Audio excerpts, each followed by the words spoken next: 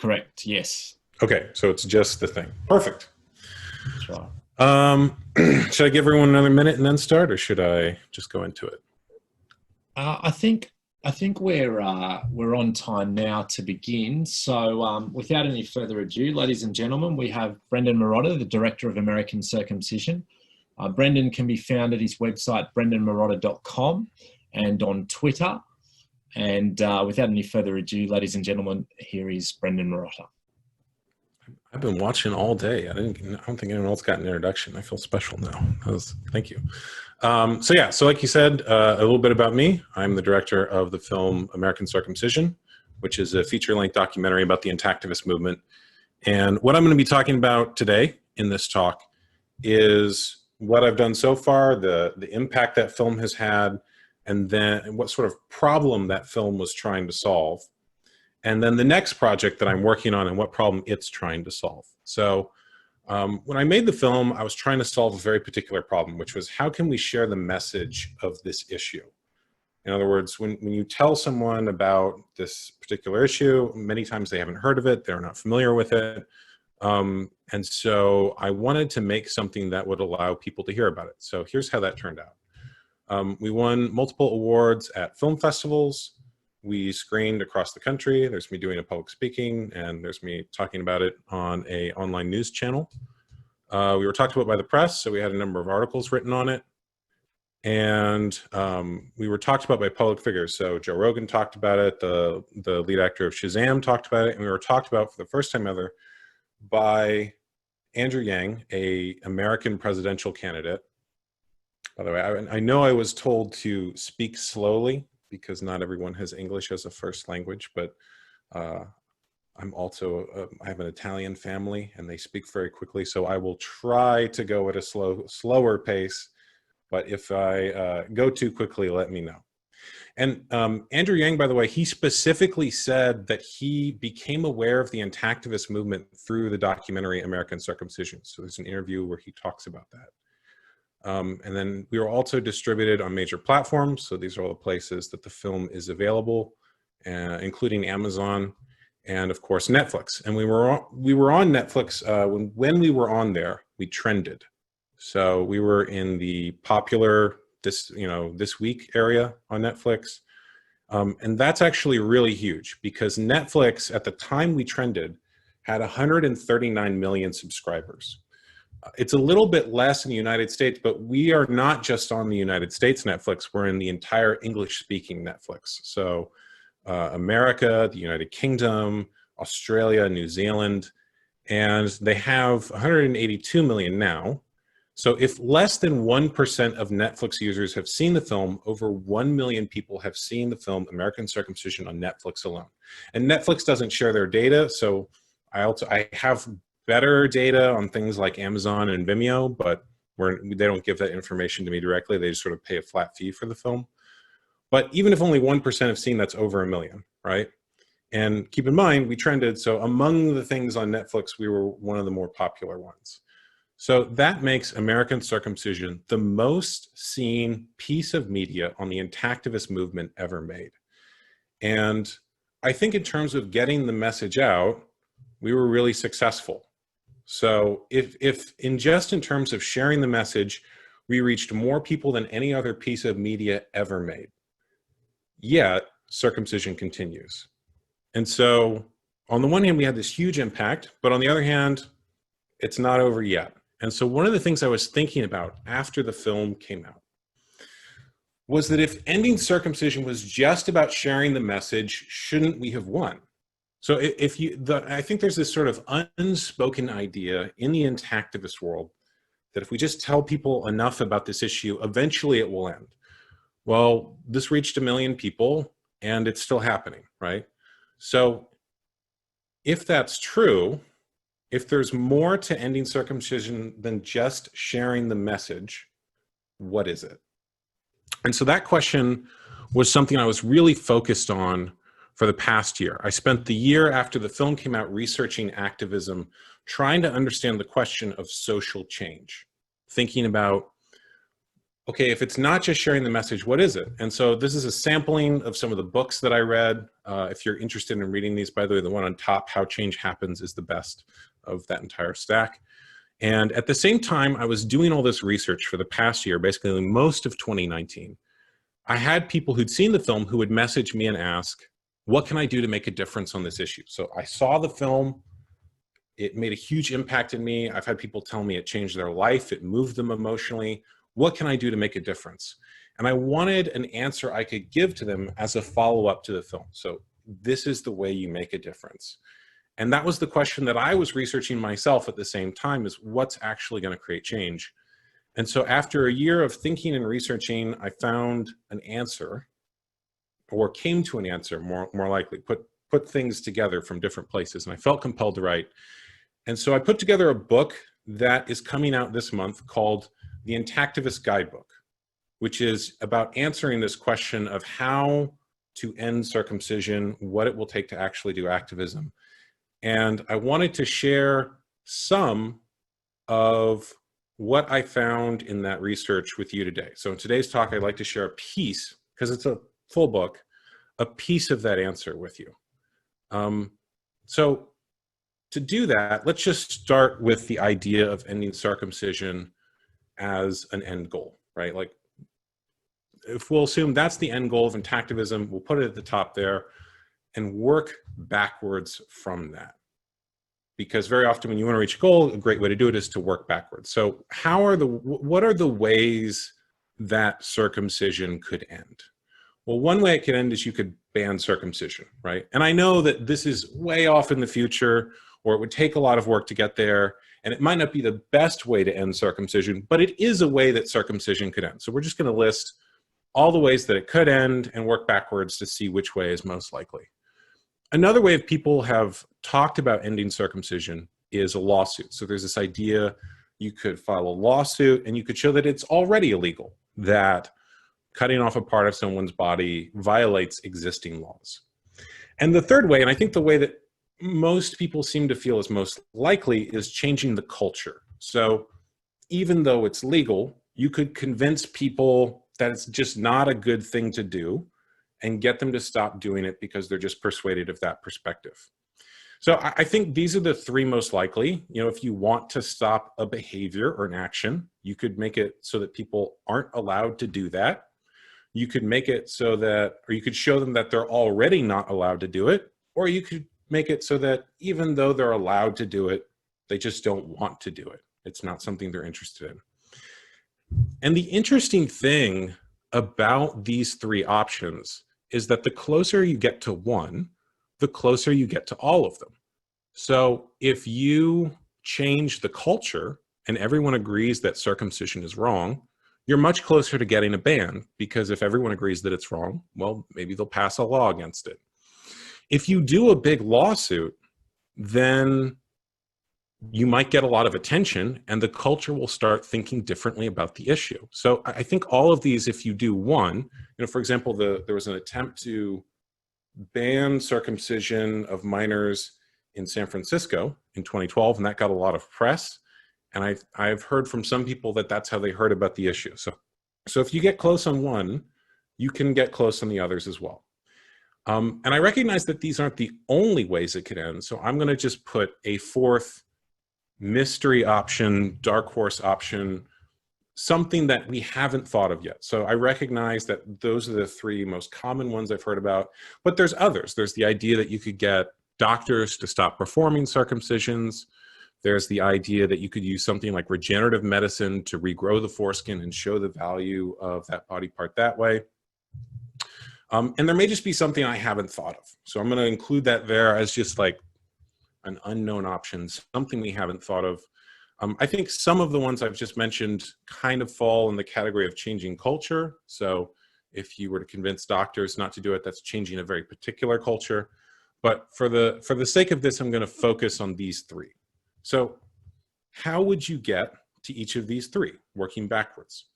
Well, if you did a lawsuit, what would that take? Well, you'd need a lawyer, and you need a really good lawyer, and you'd need a lot of money, because what I've heard from lawyers, particularly David Llewellyn, who's prosecuted on this before, is that If you sue a hospital, then medical insurance will pay for the lawyers, and they will pay for the best lawyers.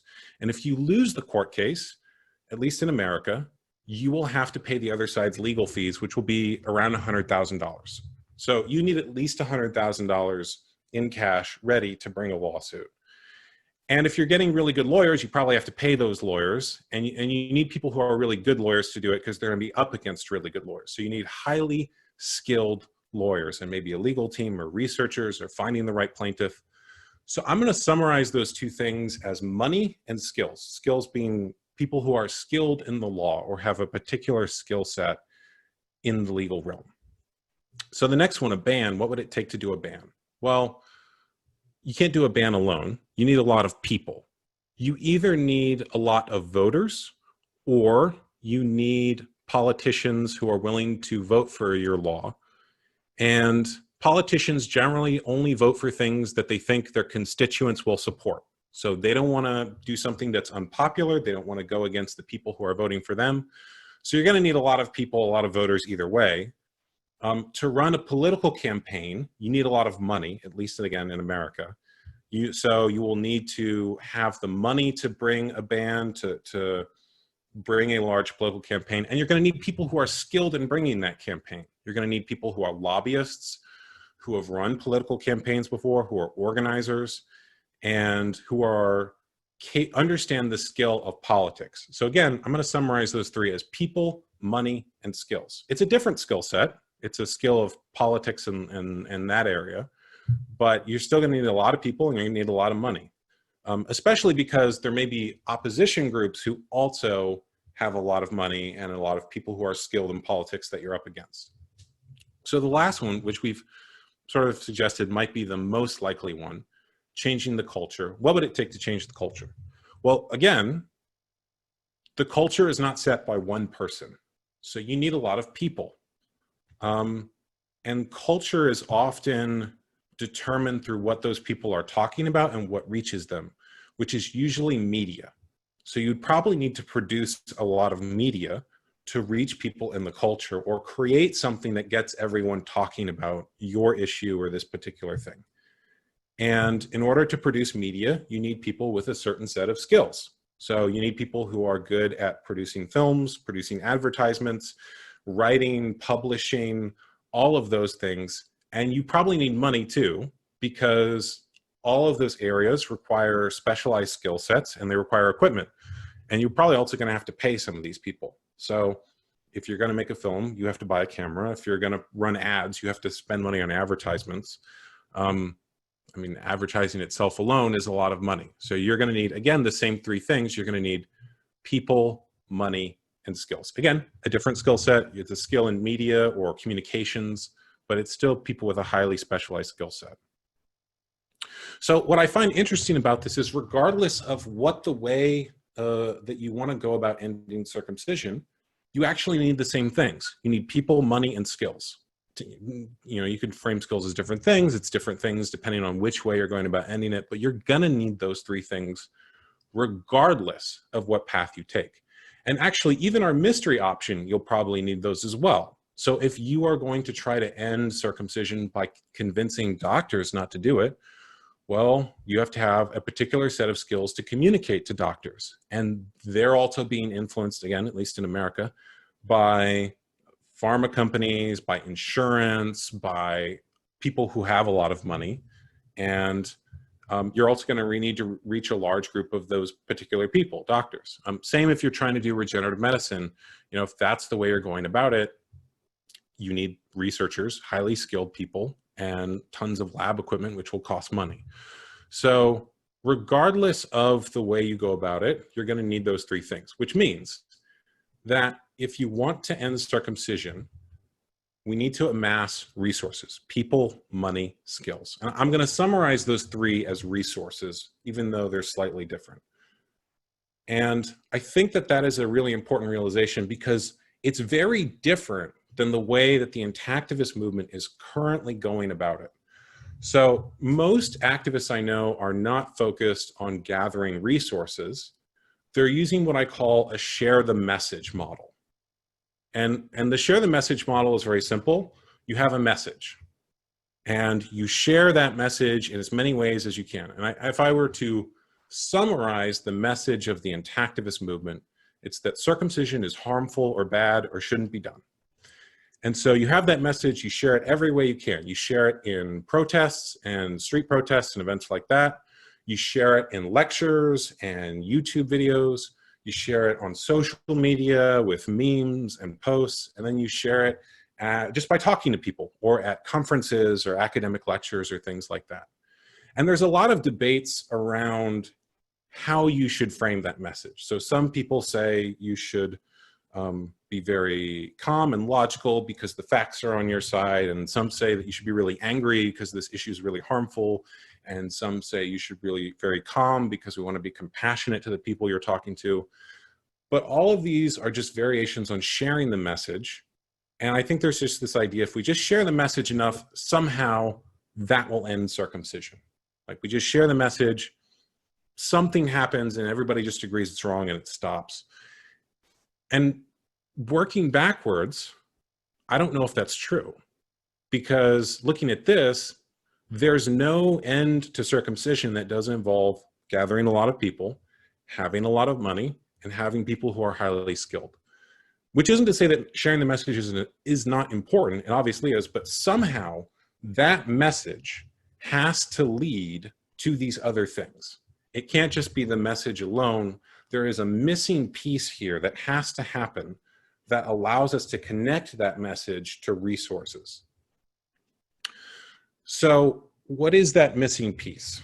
To illustrate what I think is missing here, I'm going to just use an example that I've seen a lot at Intactivist events, which is you have an activist, maybe they're at a protest or a conference or an event, and someone comes up to them and says, "Hey man, I really agree with what you guys are doing. I'm so glad you're out here protesting this. I'm so glad you're saying something about it. I really agree with you." I've seen this happen at many Intactivist events, and everybody always cheers when it happens. They're really excited, like, "Thank you. I'm so glad you agree with us." And then what happens? Well, if you're using the share the message model, then you did it. You convinced that person circumcision was wrong, and they leave. And you never see them again. And they never contribute resources, they never volunteer, they never use their skills, they never give money. And so you're not actually any closer to ending circumcision. It feels good because you got the validation of that person agreeing with you, but nothing's actually changed. So compare that to how a business reacts when someone comes in and says, "Hey, I really like your product." The business doesn't go, "Wow, thanks." They say, "Great. Would you like to buy something?" And they'll do anything they can to try to get that person in their sales funnel. They'll say, you know, "If you sign up for our email list, we'll give you something for free. Do you want to try a 30-day free trial?" I even have this with my film. If you go to my film website, you can get a free clip from the film if you sign up for my email list. So that business will do anything they can to turn that person's support into money. So that person likes what they have. Great, let me sell you something. And in activism, we don't just need money. We need people, money, and skills. So we actually need way more than a business does and have to be 3 times the salesman that a regular business would be. So I want to show you what it would look like if you applied that principle to an activist event. So someone comes up to you, they say, "Hey, I really love that you guys are doing this. I totally agree with you." If you were running this like a business, you'd say, "Great. We do a lot of events like this around the year. I would love to invite you to the next event, the next protest we do, the next conference. Let me get your name and email or your phone number, and I'll send you an invite for the next one. Oh, and by the way, you might even throw in something for free. Let me give you some free info cards or some information we have," whatever it is. So the next time you do an event, that person might walk off. Some will say yes, some will say no. But the next time you do an event, that person shows up. And now your organization or your group has grown. And if you keep doing that, if then that person does the same, you can grow and grow and grow and grow. And you're actually closer to ending circumcision, because you're not just sharing the message, you're building an organization. So the way that you do that is through recruitment. It's that when you share the message, you don't just share the message, you share the message with the intention of asking that person to then join an organization and support you in material ways, so that it's not just the same usual suspects showing up at every Intactivist event. It's a growing thing where new people are constantly coming in and bringing new skills, bringing contributions of money if they have them, and new people. So it's not enough to just share the message. You have to use that message to recruit people into an organization. And what I've given you here is probably the first chapter of information that's in the book. We go into detail of a lot of other things in the book. We talk about how it is you recruit people. We talk about, you know, different types of framing of the messaging, who you target with the message, how to scale that message through media, what it means to have people contribute their skills. We talk about, you know, I don't know if you've noticed, but in activist movements, there's very often a lot of drama between people, even though they're all working towards the same goal. And we talk about why that is and how you can build bridges and form allies. We also talk about the opposition and their strategy, which is very different than the share the message model. They are not using that model. They're doing something very different. And we talk about culture and how to further your position till you're close to that ending of circumcision. So that is going to come out later this month. I just finished submitting the final files to Amazon for it. But before I finish, I want to talk about what I'm doing to solve this recruitment problem. So when I made the film, I would talk to people about it, and they would say, how can I learn about this issue? And that's a moment where you want to give what advertisers would call a call to action. So where do you send that person when they say that? I want to learn about this issue you seem so passionate about. Prior to making my film, I would say, well, there's these really good books on Amazon. They're a little academic, but they're really good. And there's these YouTube videos you could watch. And there's this these websites. Some of them look like they were made in the 90s, but they're really good. You should check them out. And also there's some academic research. So I give them a stack of stuff, right? Here's some information. And no one was ever going to read that, right? Like, that's a really confusing call to action, because it's like 5 different calls to action, and people just, they need something clear. So since making the film, I say, watch the movie American Circumcision on Netflix. And it's a much simpler and clearer call to action to say, go home, sit on your couch and watch a movie. I'm not asking a lot of them. I'm making that a very simple choice for them. Similarly, since making the film, I've had a lot of people ask, how can I help on this issue? And when they ask that, I would say, well, there's a lot of different organizations. It depends on where you live. It depends on what you're interested in. There's this one group over here. There's this other group over here. And often, I don't think a lot of those people wouldn't do anything, right? Because it's a similarly confusing ask. So, and I actually think the right organization for someone is different for each person. So if you are legally inclined, if you're a lawyer, then maybe Attorneys for the Rights of the Child is the group for you. And if you're in the medical field, maybe Doctors Opposing Circumcision is the right group for you. And I'd have people, you know, message me and say, I live in Paducah, Kentucky. What is going on with Intactivism there? I'd say, I have no idea, you know, or they're in India, or they're in a different part of the world, and I just don't know what's going on locally. So again, I wanted a simple, clear call to action I could give them. And to solve that question, I'm putting together a website called Intact Movement. So Intact Movement is a social organizing hub for the Intactivist movement. And it's an idea that I've heard people talk about since I started working on my film, which is like, we need an organizational platform for the movement. When I first heard people talking about it, it was a Craigslist for protests. That was the way that they framed it. And I think over time, Facebook and social media kind of took over that and played that role for people. But I think people are also starting to realize now that outsourcing your organization to social media platforms that don't have your best interests at heart is not the best way to do it. And so what I'm trying to do is make that, again, really simple, where if someone comes to you and says, you know, I want to get involved in this issue, you can say, great, go to Intact Movement, find the group, you can search there, find the group local to you, and then join up with them. So Intact Movement is basically, it's a goal to help organizations that are already doing this, right? To get the people who say, I want to help on this issue, to help connect them with someone who is local to them. So Intact Movement is going to try to help people to recruit. If someone says that they want to get involved, they can go there, they can search, they can find the local group that is right for them. It's going to help people organize. So if someone is in a small town, you know, right now there's not a lot they can do. They might try to connect to someone who's in a different city or a different state. But it's really hard to find the other local people. Whereas with this, because a lot of what we're building is location-based, people will be able to find the 5 other users who are in their town and start a group with them or a chapter of an existing organization. And so my hope is that this will help people organize and form more Intactivist organizations or help others. So it's going to help you get people, because if you are in an Intactivist organization or running an organization, I'm going to be directing everyone who is interested in this issue to this platform, and then from there you can contact them.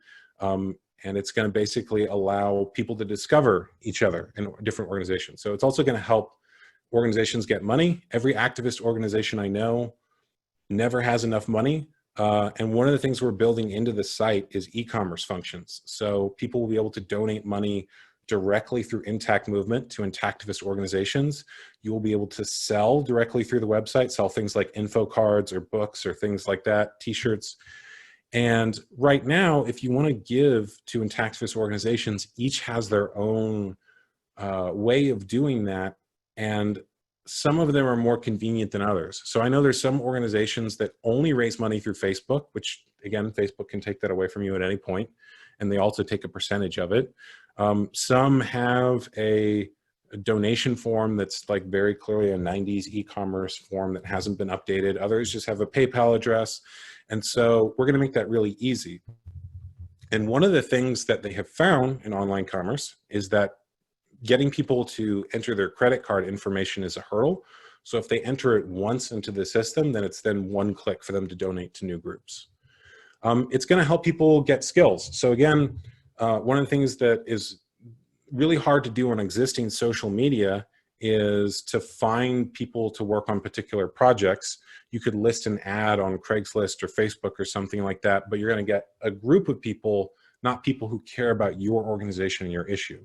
And I also think that organizations, very often when they ask people for help, they just ask for either money or volunteers, but they don't realize they could ask for a graphic designer or a web designer.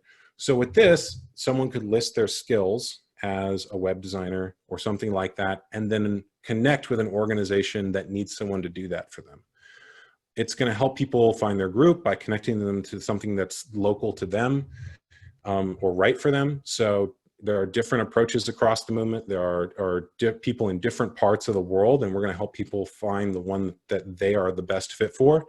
And it's censorship resistant. So I think a lot of activists kind of built their platform on Facebook, and Facebook can take that audience away from you at any point they want. And so, you know, it used to be that everyone saw your post there. Now only certain people see your post there unless you pay them money and pay them ads. And especially after the recent pandemic, WHO and a lot of pro-circumcision organizations now have censorship power over existing social media platforms. So I don't know that you want to build your organization exclusively on platforms where the opposition can censor you and act as an in-between to you and your audience and remove you at any point, and also read whatever data they have in your organization. Whereas this is a place you can direct people that is controlled by Intactivists, and you're free to do your activism and organize. So it's also going to increase collaboration because people are going to be able to find each other for projects, and it's going to increase collaboration between organizations. So right now, I think events like this are really important where people get to talk to each other, but right now a lot of different organizations are in their own silo, and this will create a shared space for a longer dialogue. And my hope is that it leads to new activism, that there's someone who has a really good idea and a project they can implement, that this gives them the support to do it. So I need your help. Intact Movement is in development. We are in beta. When I first started working on my film, there was some early test edits and test versions of it that were very rough. And I didn't have any of the animation in, I didn't have any of the title cards in, the music wasn't there. And if you saw that version of the film, you would think, man, like, I don't know if this is going to be good. And I worked on it and I showed it to people and I got feedback, and that feedback was very useful in making the final version of the film good. Similarly, Intact Movement is currently in beta, which means that if you go to the site now, it's not going to be super impressive. We're still putting a lot of the functionality in. There may be some things that are still buggy or broken, and there may be some things that Intactivist organizations need that we haven't figured out yet. So I actually need your help and your collaboration to figure out where we should put our energy, what features would be useful to you, and to make it good. So we need your help to make this site great and to create something that is really useful to the Intactivist world. And, you know, with a film, I could kind of do a lot of that on my own, but with this, you can't build an organization on your own, and you can't help organizations without understanding their needs. So this is, I feel like, a rare opportunity where we're going to create essentially a platform for organizing where the organizations themselves get to have an input in what that platform is and help co-create it. So if that sounds like something that is exciting to you, please sign up for intactmovement.com. Again, like I said, you go there, it's still in development. There might be some things that are a little rough, but we're committed to, let me put it this way, I am as committed to working on this as I was to making my film. So it is in the early rough test beta version, and we're going to refine it until it is just as sleek as a Netflix film. And that's my email on there. So if you have any trouble signing up, if you notice any bugs, you can send them directly to me. And also, if you go to my website, brendonmarotta.com, and sign up for the email list there, I will send you the first chapter of the book that is coming out for free. So I'm going to open up to questions now. I'm a little over the 30 minutes, but I hope that was useful to you all. Thanks for listening. Thank you very much, Brendon. Michael's setting up his slides, so he's asked me if I will take the questions. But before I do, I think, thank you, that was absolutely excellent. You wrote a blog some time ago that I used quite a lot on anger. I think for anybody who hasn't seen that, I think that's an excellent tool to use. And I think what you were saying is that anger is pushing the two sides apart. It's stifling dialogue rather than helping it. I don't know whether you'd like to say, I don't know whether you've updated that or it's quite some time ago that I saw it, but I think really people need to see that. Thank you. I'm glad that was good for someone. Yeah, the interesting thing about making media is that sometimes you put it out there and I don't always know who's reading or if it's landing with people. So it's really good to hear that. I think it's probably the one I did on the last AAP conference that you're thinking of. That was the one. Okay. Yeah. I can find that and drop it in the chat later if people are interested. Yeah. But my thinking on this issue right now, and the thinking that I've put into the book, is just sort of asking the question. It's actually similar to what Brian said about what do you hope to accomplish? You know, I think it's sometimes if you have really intense anger, it might feel good to unload that onto someone, but it won't actually bring you closer to your goal. But one of the things I talk about in the book is those unconscious needs. So if you have a part of you that feels anger, I don't think that's wrong. Like, anger is a very normal, reasonable response to being harmed or experiencing injustice. It's just not the most effective response, or the strategy with which people usually go about pursuing their anger isn't always very effective. So the thing that I'm looking at in the book, and in a lot of the things I've written after making the film, are about looking at what's the more effective way to channel that anger or turn it into something useful? I think that's very, very good. I think you've got a volunteer. I think it's Michael who says he would like to help as a full stack developer. I'm sure it's Michael. Sweet. Yeah? Right. DM me. I need all the help we can get. Yeah. Go ahead. Yeah, go on, sorry. We have been blessed with a few people who've shown up at the right movement, both to help my film and help this site. So when we were in development, I got attacked by like a whole bunch of bots, basically. And at the same moment that happened, I had a friend reach out to me and say, there's someone who told me they want to get involved on this issue that specializes in cybersecurity. Is there a way you think they could help? And I was like, yes, as a matter of fact. Their timing could not be better. So we're at the stage where that development would be really helpful. So yeah, message me, filmmaker@brendonmarotta.com. I think the next question's from Jean-Christophe. Is Intact movement only for male circumcision, or is it planned to bring together those involved in the female and intersex genital mutilation?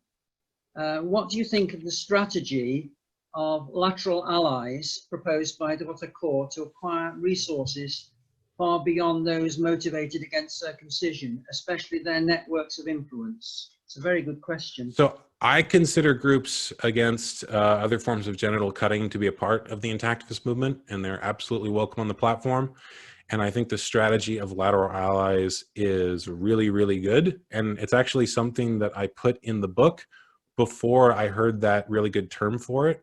So I think it's absolutely a good idea of finding, in the book, I call it likely allies. I just use a different name for the same concept. But we're totally on the same page there. Right. And anybody got any more questions?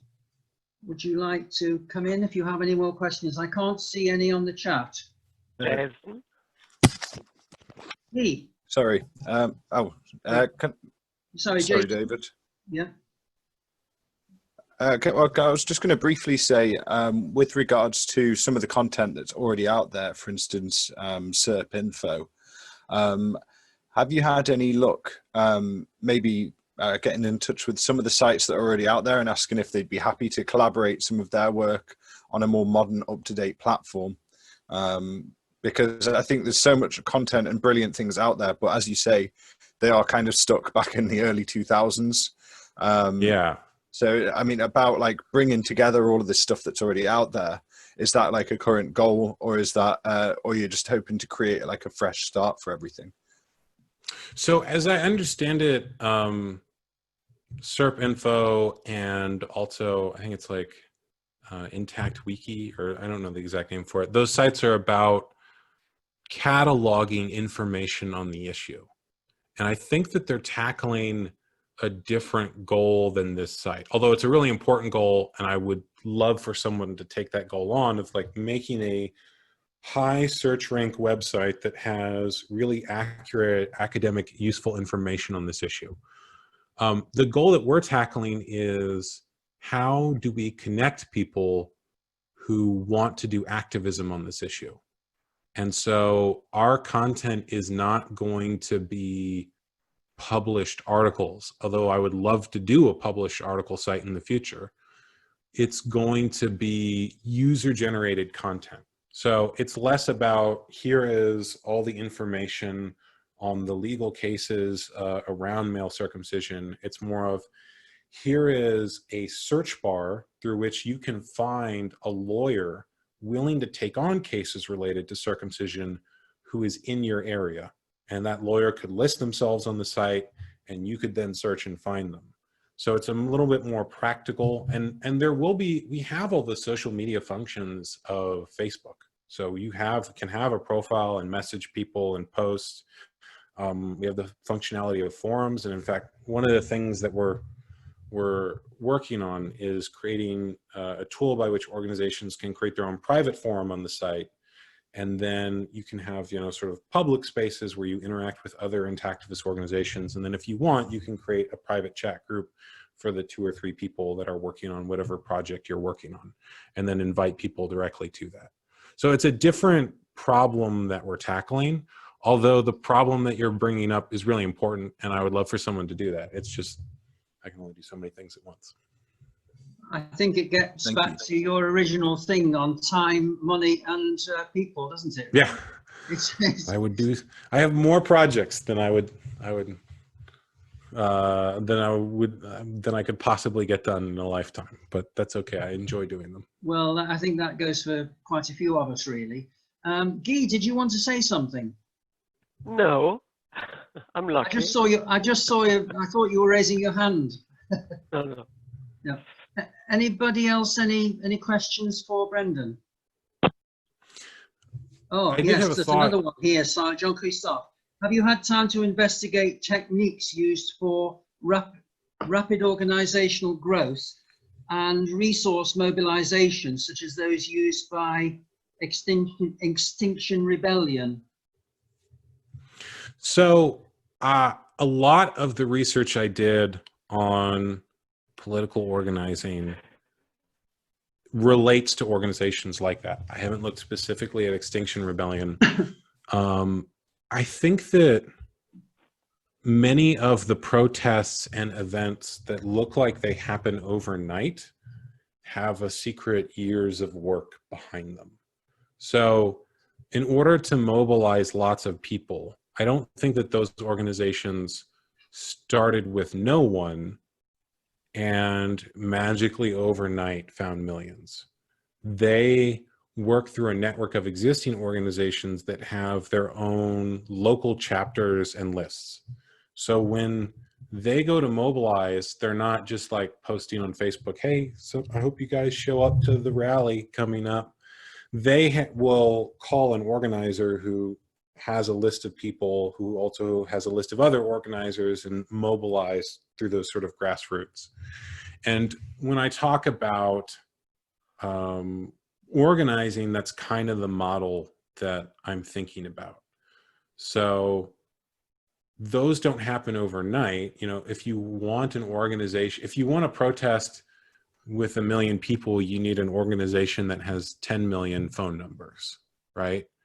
And that's kind of the question I'm looking at there. So I haven't looked specifically at that organization. I've looked at, I don't know if you would call them similar ones, but similar in their activism style.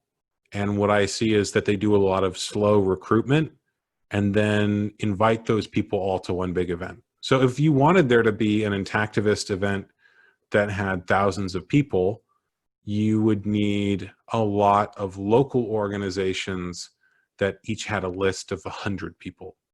And if you were to get all of them together in one room or mobilize them that way, you could have a large event. But part of the challenge now is that a lot of organizations don't have lots of people and they're focused on sharing the message as opposed to, can I get more people who are interested in showing up at that future event? I think it's quite interesting that you said about people putting the message out. What I'm finding quite interesting, especially in the UK with this pandemic, is that organisations are finding very different ways of using staff and volunteers. I mean, for instance, several universities, they have students who are obviously not able to do anything. And I know some are creating virtual internships for charities and not-for-profits. I think it's a case of keeping your eye open for opportunities that might not necessarily, you might not be in an area where you come across them. It's looking at various alternative options. I thought the virtual internship one was very good, and the ones that I know of are being sponsored by a bank. So it's entirely free for the charity, but you have to be a registered charity, which we are in the UK. So that is very, very interesting. So I think sometimes that an event like this, where we think that it's causing major problems, actually for us, and you only have to look at turning bad to good. And I think that the WWDOGA, the Worldwide Day of Genital Autonomy, it would be so easy to say, well, we can't meet in Cologne, we'll have to scrap it. And yet look what it turned into. So I think sometimes the message is, turn a negative into a positive, really. I agree. There's another one that says here, how can we get Intactivism out to the youth and university students? Virtual internships, as David says, sounds great. That's from Thomas.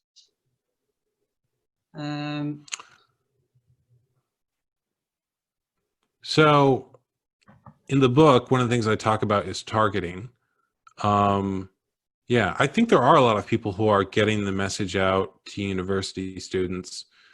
If you want to reach any demographic, you have to figure out where their attention is and go there. So I know for our film, we did screenings on university campuses, but also young people are spending a lot of time on their phones and on Netflix. And I think we probably reached more on Netflix and places like that. So with any group, you'd have to work backwards of like, where is their attention and can you go there and start organizing them? So it just, I think the way to do that would be to get way more specific of like, okay, like how do you want to reach them? What is your goal with reaching them? Which university? Those questions. Yeah. Apart from the internships, for several years, we have, as a charity, we've had medical students on placement. They have to do, in our local university, they have to do what they have placement in a charity in the community. And we've had about 4 or 5 years, we've had medical students on placement with us learning about it. It's been quite fascinating, really, that's the way we're training the doctors of the future. Nice. There's another question from John Atkinson. Youth and University, he said, I created a page on Facebook called Circumcised Teen Males and have done ads for it directed to young males. Young males and university, bloodstained men and others have done protests at universities. I know some college students doing their own activism at their colleges. So is there an answer to, is there anything you'd like to say? That wasn't really a question for Brendon. It was really an answer to Thomas about his questions. Okay. Yeah. A question, can you establish the uni medical student internships all across the UK? Well, I'm not sure about all across the UK. That's from Thomas. I can only talk about the universities in my particular area. And a lot of universities have volunteer bureaus. So I think it's a case of contacting the university, not just giving talks there, but seeing what they offer. You know, there's all sorts of universities, there's all sorts of clubs, and I think there's an organisation called Medsin, MEDSIN. That's another one to get in, and that's for medical students at universities. It's sort of a debating society, and if you can get into that sort of thing, it's very useful to get medical students debating. That's how you get medical practice changed, really. The other thing, I think Jean-Christophe said, thank you, Brendon, for those valuable and infrequent strategy reflections. It is ICASM's goal to bring out the best in all these reflections. And I think it's certainly achieving that. I think Thomas said, could something similar be done in the USA to what is happening in the UK? I honestly don't know. I mean, I've been to several events at, well, symposia really, in America. And I think that when we've held symposia at American universities, it's just been a case of hiring the space and nobody at the university has been interested. I mean, certainly when we held one at Kiel in 2016, and the Vice Chancellor, so it's the head man, came and welcomed everybody and said how interesting our work was. I think really we've got to get into there, and the only way we're going to do that is actually by talking to students, get to know people. I mean, I'm quite lucky. I'm on the lay panel of the medical school at Keele University, but that's only because they asked for volunteers and I volunteered. So I sit in on the medical student intake interviews as the lay representative. So it's been quite fascinating, really. So it's looking for the, somebody says, John Lankinson's medicine organisation appears to be defunct. I might check into that, John, because I haven't been into contact with them for quite a while. But I must admit, I didn't really make a lot of inroads into them, but I do know of it. But I mean, maybe as an entity, it might be defunct, but I think it might be alive in certain universities. I don't know. I will check with my local university to see if that's the case. I mean, my nearest university is Keele University in Staffordshire. Strangely enough, Keele University was where Michael Thompson, he was professor of law at Keele University, and with Mary Fox, he was in the law department, and he was the first professor to actually do research into the legality of male circumcision. And I think it's something like it's Fox and Thompson anyway. It's a covenant with the status quo. And it was quite interesting, really, because I went to the 2006, I think it was, Symposium in Seattle. And I thought, oh, these lecturers talking about it, Fox and Thompson, very interesting. I wonder where they're from, because they seem to, certainly Michael has a British accent. And then when you find out that they're 10 miles away from our base, and I had to go to Seattle to meet them. So it's, sometimes you don't really know what goes on in your area. I think you need to check what's available. You know, it's a lot of searching, but there are a lot of people out there. Anybody got any more questions? Right, it doesn't seem to have any more questions. Anything you'd like to add, Brendon? Yeah, one thought I had, in-tech movement, since we are in beta, it is a closed beta. So we are not telling everyone about the site. It is something I'm sharing with you all, but it's not something that I'm going to start posting heavily publicly about yet. So what I want is the core people who really understand this issue to help make the platform great, and then go a little wider where we try to reach people who are allies on the issue, but haven't found a way to take action yet, or haven't found a local group. So just want to let you all know that I heard about this group and I was very excited to present it. And I feel like you all are people who I want the feedback from and who I want to check out the site, but I'm not posting it out to the world yet. So when we do a launch, I'm going to post everywhere and make tons of social media content and make as big a deal out of it as I can. But right now it's in the building stage. I think that's, it's like ICASM. There's a lot of things building up at the moment. We have 5 minutes before Michael takes to the screen. What does everybody want to do? Do you want to have a break for about 3 or 4 minutes? Yeah. Okay. Thumbs up. Right. So we will